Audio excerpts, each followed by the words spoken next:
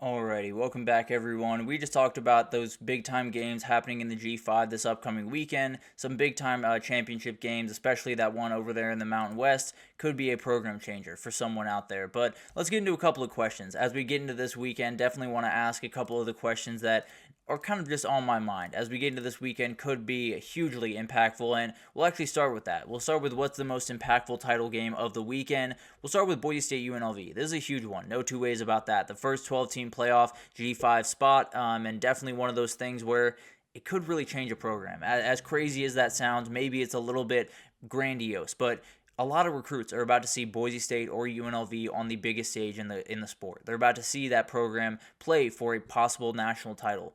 That is a huge deal. When you get into the recruiting world, when you get into these teams' house or these kids' houses, and be able to tell them that you will be able to compete for a national title and not be lying, that is a huge deal, and definitely will be a huge message sent for this game. And whoever wins it could take off in recruiting in a big time way. Arizona State and Iowa State, a huge one. Obviously, another spot on the line in this game. It'll be a little bit interesting to see what happens with the bye, depending on the outcome. I would be surprised if they were able to get one. Maybe if Clemson were able to win and one of these teams were able to get it, but definitely will be interesting to see what happens there. It's going to be one of the more back and forth games that we have all weekend.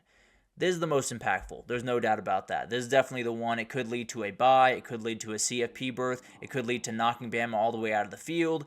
It could lead to a changed CFP format, if I'm being totally honest. If Clemson were to win this game, Alabama's knocked out of the field for SMU, I have to imagine the SEC would get together pretty quickly, and it'll be really interesting to see what happens from that. But I think this is the most impactful game of the weekend. All the others are for seeding in the tournament, definitely will be very impactful, but this is the one that could totally change who the teams are in the field as of right now.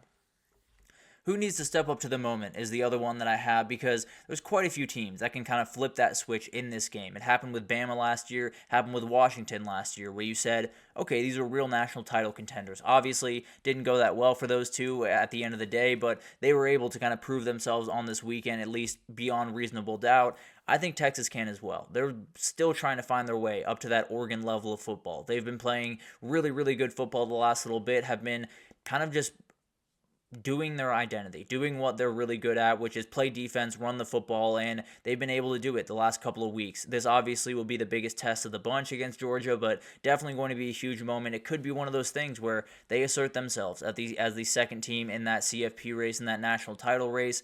They could be the difference makers on Saturday and be the team that we're all talking about when we roll around on Monday. SMU is another one. I think they're still getting doubted all over the place. I think there's still people that are looking at them and saying if they lose this weekend, they should be out of the field. They shouldn't be. They wouldn't compete with Alabama.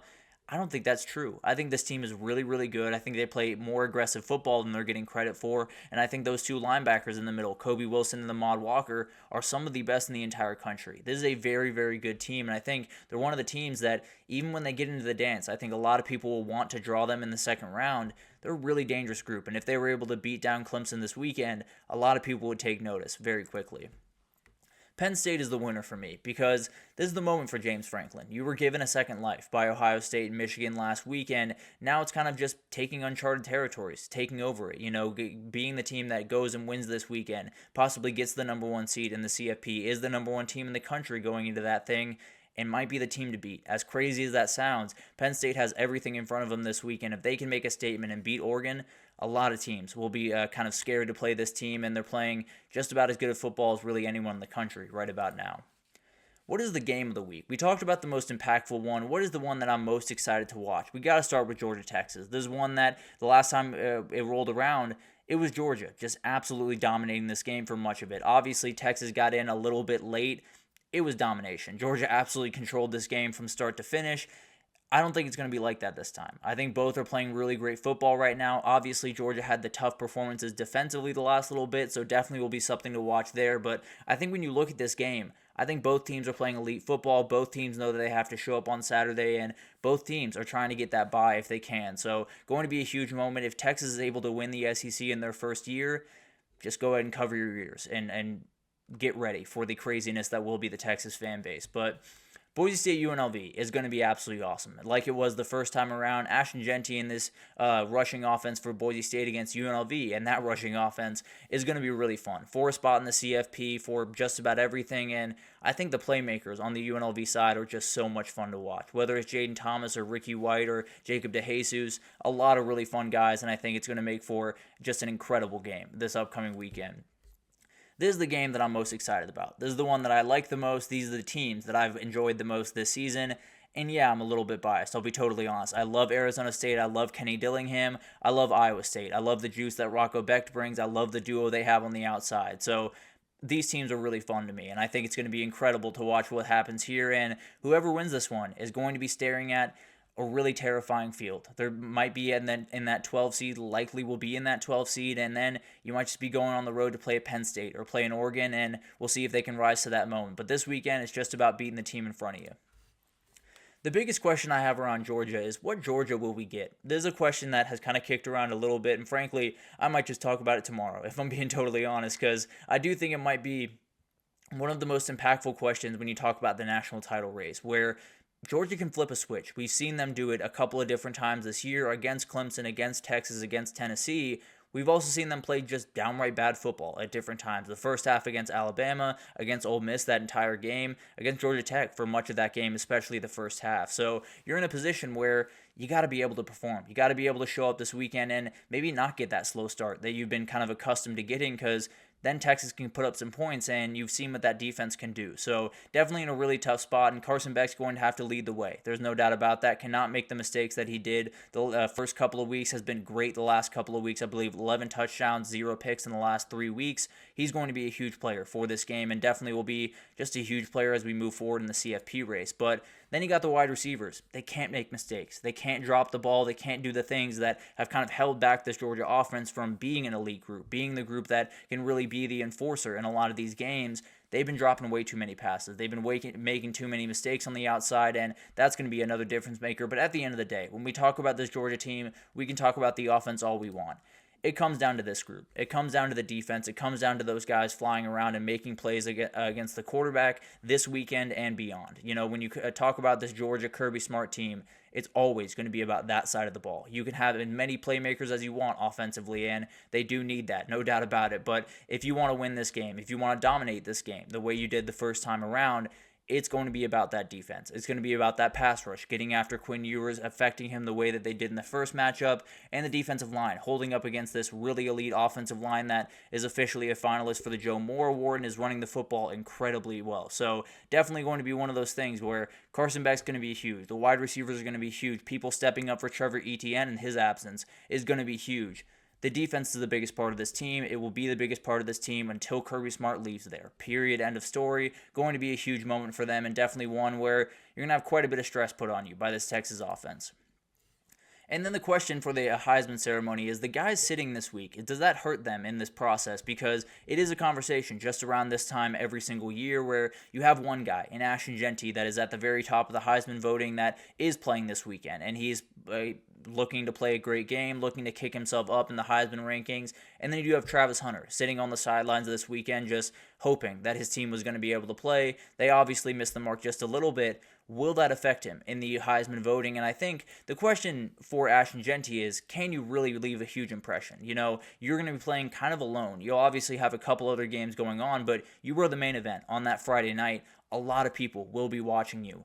A statement would mean a lot. I'm not necessarily saying he would totally change votes if you went for 250 and 3 scores on Friday, but I am saying there are a couple of people that are very swayable. There are a couple of people that are very reactionary. You put the last result on tape in championship weekend, I think you could get a couple of guys. I'm not necessarily saying it would change the result of the race.